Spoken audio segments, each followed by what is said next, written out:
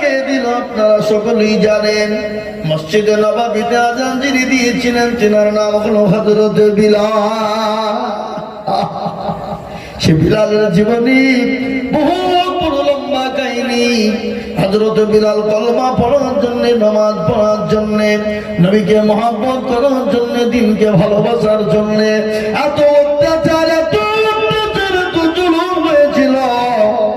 কাফের বেঈমানরা হযরত বিলালের শরীরে প্রত্যেকটা জায়গা আঘাত করেছিল। সে সময় হযরত বিলালকে একটা ওষুধ দেওয়া হতো না, চামড়া গালা খুলে খুলে পড়ে যেত। তারপরও বিলাল আল্লাহ বলতে কখনোই ছাড়ে না।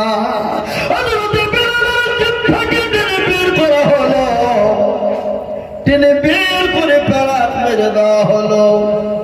বিলাল একটা বার বল নবীকে চিনি না, একটা বার বল আল্লাহকে মানি না। কারো বড় বিলাল মুখের কাছে কান লাগে বেঈমানরা শুনতো। আবু জাহেল, আবু লাহাব, আবু উতবা হযরতের দিলের ভিতর থেকে, বিলালের দিলের ভিতর থেকে বেরিয়ে আসতো। হ্যাঁ মুসলমান, ওরকম অত্যাচার যদি আজকে আমাদের উপরে হতো, আমরা নামাজ কবি ছেড়ে দিতাম, মসজিদ মুখী হতাম না। ঠিক না ধরে বলো, কত কষ্ট দিয়েছে। মুসল্লি সব জমা হয়ে গেল, ফজরের জামাত হয়ে গেল। এ মুসলমান, আজকে তো আমাদের দেশের মানুষ বেলা 8-9টা পর্যন্ত বিছানায় ঘুমায়, ফজরের আযান শুনতে পাই না। আর যদিও পাই কিন্তু তাদের উঠতে মন চাই না।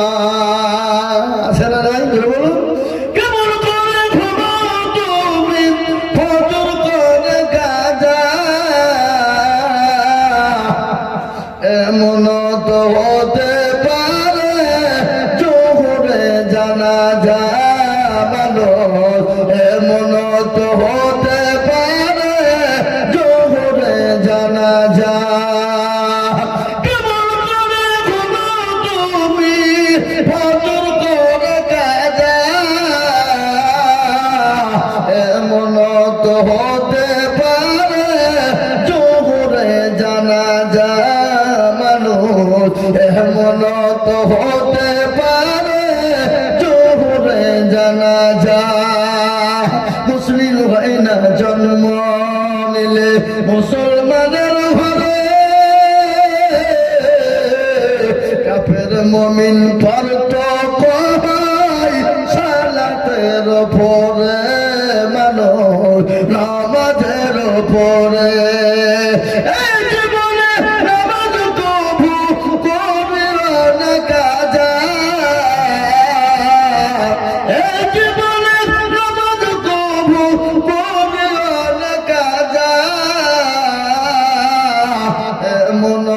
হতে পারে জোহরে জানাজা মানুষ, এমন তো হতে পারে জোহরে জানাজা।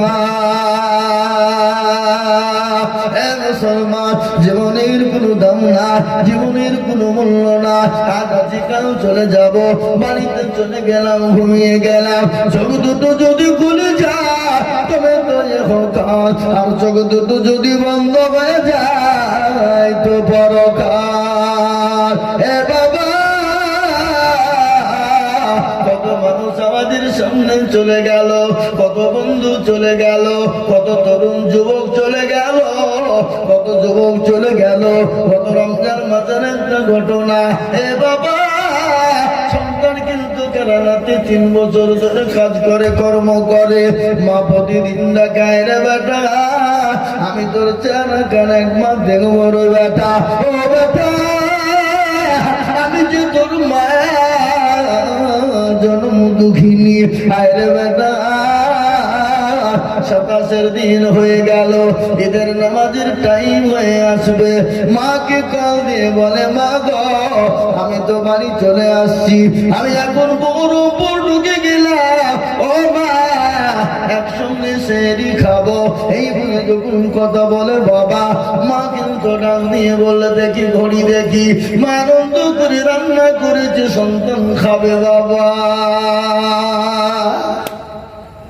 টাইম শেষ হয়ে যায়, খাবার টাইম শেষ হয়ে যায়, পেটে আসে না। কিছুক্ষণ পরে খাওয়া দাওয়া করে সবাই ঘুমিয়ে গেছে, বাপ ভাই বোন আত্মীয় স্বজন ঘুমিয়ে গেছে। মা কিন্তু যায় না, আমাদের পার্টিতে বসে বসে সন্তানের জন্য দোয়া করে। মায়ের ভিতর কিন্তু বড় খারাপ, মন ভালো না, মায়ের ঘুম হয় না। কিছুক্ষণ পরে আপনার ফোন আসছে, কিড়িং কিড়িং, কে গো? বলে চাচি এ মোবাইলটা রাস্তার ধারে পড়েছিল, গাড়ি একটা অ্যাক্সিডেন্ট হয়ে গেছে, সারি সারি লাশ পড়ে আছে, জানি না এর ভিতরে আপনার সন্তান আছে কিনা। মা বুঝতে পেরেছে, আমার কলিজা সন্তান কোন বইয়ের দুনিয়া জমিনে বেঁচে না। স্বামীকে ডাকলেন, ছেলে মেয়েকে ডাকলেন, সবাই দলে দলে উঠলো, তাড়াতাড়ি করে অ্যাম্বুলেন্স নিয়ে চলে গেল বাবা। রাতে বসতে এক পরে এক পলাশের মুখ কান উপরে উঠে দেখে মুখ ঢাকা আছে, বেটা না। শেষের দিকে কাপড় খানা চলে দেখে কলিজার টুকরা সন্তান এহ জগতে আর বেঁচে না। বেটা মা বাপুল বাপর বেটা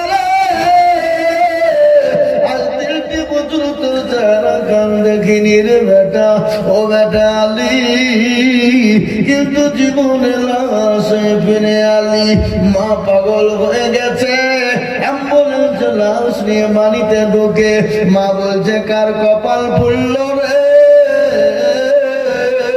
কিছুক্ষণ পরে দেখে নিজের পরিচয় সন্তান।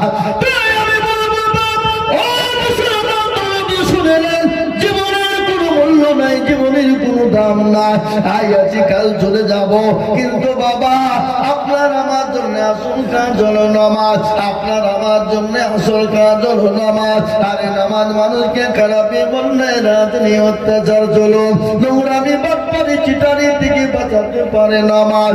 আল্লাহর কোরআন বলেছে ইন্না সলাতা তানহা আনিল ফাহশাই ওয়াল মুনকার। আল্লাহ বললেন মানুষকে চতুর্দিক থেকে হেফাজত করবে নামাজ, নামাজ। তাই তো সে সাহাবাদের নামাজের কথা বলছিলাম। হযরত বিলালের আযান হয়ে গেল মসজিদে নববীতে, সমস্ত সাহাবারা হাজির হয়ে গেলে আল্লাহ নবী বলেছিলেন আব্দুল্লাহ আনসারীকে যেতে দিও না বলে বসবে। আব্দুল্লাহ আনসারী বসে গেলেন, বিশ্ব নবীর দরবারে সাহাবায়ে কেরামদের কাছে বসে গেলেন। আল্লাহ নবী সাহাবাদের সামনে বললেন আব্দুল্লাহ, ও আব্দুল্লাহ আনসারী বলো তুমি কেন কোরআনের মজলিসে বসো না? বলে নবী গো, আমি মনে করেছিলাম জীবনেও কোনোদিন কাউকে বলবো না, কিন্তু ইয়া রাসূলুল্লাহ আজ আপনি জিজ্ঞাসা করেছেন, আমি না বলেও থাকতে পারি না। বলে কি হয়েছে একটু বলবার? বলে ইয়া রাসূলুল্লাহ আমি আপনার পেছনে মসজিদে নববীতে জামাতে নামাজ পড়ে আমি সঙ্গে সঙ্গে বাড়ি কেন চলে যাই? বলে কেন চলে যাও? বলে নবী গো, আমার বাড়িতে দ্বিতীয় কোনো কাপড় নাই গো নবী।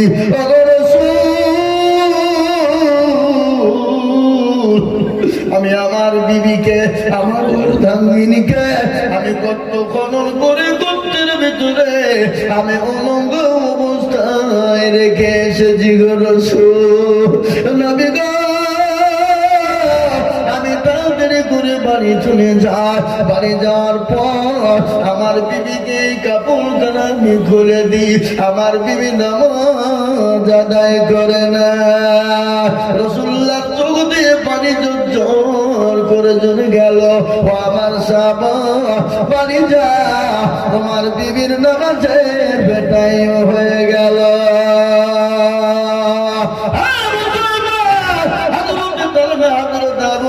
তিনি বাড়ি চলে গেলেন। আব্দুল্লাহ আনসারী বাড়িতে গেলেন, বিবিকে বললেন, বিবি রে দরজা খোলো। বিবি বলেন, স্বামী গো আপনার দেরি হয়ে গেল কেন? আমার নামাজ বেটাইম হয়ে গেল, আমি কিয়ামতের দিন আমি আল্লাহর কাছে কি জবাব দিব গো স্বামী? আপনার দেরি হয়ে গেল কেন? স্বামী বলে, বিবি রে আমি মনে করেছিলাম জীবনেও কোনোদিন কাউকে জানাবো না, আমি আমার বিবি জানবে আর আমার আল্লাহ ছাড়া তৃতীয় চতুর্থ কাউকে জানাবো না। ও বিবি আজকে রাসূলুল্লাহ জেনে নিয়েছেন, সাহাবারা জেনে নিয়েছে। ও বিবি আজকে আমাদের অভাবের অনটনের কথা জেনে নিয়েছে, এই জন্যই দেরি হয়ে গেল। স্বামী স্ত্রীতে আল্লাহর কাছে দোয়া করে বাবা। এদিকে রাসূলুল্লাহ ডাক দিয়ে বললেন, ও সাহাবারা যাও বাইতুল মাল থেকে কিছু মাল নিয়ে গিয়ে তুমি তাকে দাও, তাকে কাপড় চোপড় দাও। বাড়িতে গিয়ে সালাম দিল, সালামের কোনো রকম কোনো উত্তর নাই। দরজা খুলে দেখে আল্লাহর দুইজন বান্দা বান্দি, তারা আল্লাহর মেহমান হয়ে আল্লাহর জান্নাতে তারা চলে গেছে। এই ছিল তাদের জীবন, এই ছিল তাদের জীবন। তারা নামাজ কোনোদিন কাজা করেনি, অর্থ ছিল না, কাপড় ছিল না, পোশাক ছিল না, খাবার ছিল না, গাড়ি বাড়ি ছিল না, সম্পদ ছিল না, কিন্তু আল্লাহর নাম থেকে তারা দূরে সরে যায়নি। আর না থাকার কারণে আল্লাহ তাদের জন্য জান্নাতকে খুলে দিয়েছে। তাই আমি আপনাদেরকে বলবো, ও বাবা দুনিয়া করবেন করুন, বাধা না, কিন্তু আল্লাহর নাম ছাড়া আপনারা দেবেন না, আল্লাহর কোরআন থেকে বঞ্চিত হবেন না, আল্লাহর ঘর মসজিদ থেকে বঞ্চিত হবেন না। আল্লাহর দিনকে আঁকড়ে ধরবে, দুনিয়াতে শান্তি, কবরেতে শান্তি, পরকালেও শান্তি। কবর বড় কঠিন বাবা, আমি আপনাদেরকে শোনাবো আল্লাহ নবী বিশ্ব নবীর বিবি মা খাদিজার ঘটনা। হযরত মা খাদিজা কবর সম্পর্কে কি বলেছে এটা আমি আপনাদেরকে শোনাবো, কিন্তু তার আগে বলবো বাবা, এটা হলো ঈদগাহের উন্নতিকল্পে জালসা। আমি আপনাদের কাছে একবার হাদিস পড়েছি, রাসূলুল্লাহ বলেছেন, মান বানা লিল্লাহি মাসজিদান বানাল্লাহু লাহু বাইতান ফিল জান্নাহ। আমার রাসূল বলে গেলেন, যারা দুনিয়ার জমিনে মসজিদ বানিয়ে দেবে, ঈদগাহ বানিয়ে দেবে, আল্লাহ তার কিয়ামতের দিন জান্নাতের ভিতরে জায়গা করে দেবে। খালি জায়গা নেই বাবা, আল্লাহ তার জন্য জান্নাতে একটা ঘর তৈরি করে দেবে।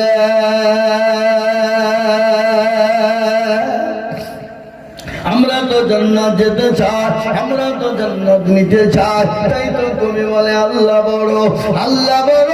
এক আল্লাহর ইবাদত করো, 3 ফরজে গোসল করো, 4 ফরজে ওযু করো, 5 ওয়াক্ত নামাজ পড়ো, 6 নম্বরে মুসলমান সাদুল ভয়ঙ্কর। আপন জান্নাত সোনার ঘর, যদি চাও বাঁচতে চলে যাও গাছতে, আর করো না ভঙ্গি চলে যাও টঙ্গি। মুসলিম আমার নাম, ইসলাম আমার গাড়ি, আর জান্নাত হবে আমাদের বাড়ি।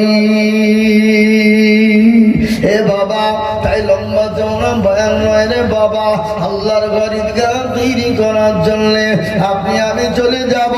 অনেকের জন্য দুঃখিনী মা কবরে চলে গেছে, বাপ চলে গেছে, বহু টাকা বহু দিকে চলে গেছে, বিবি বাচ্চার পেছনে চলে গেছে, ছেলে মেয়ের পেছনে চলে গেছে। ঈদগাহকে তৈরি করার জন্য ঈদগাহর কাজকে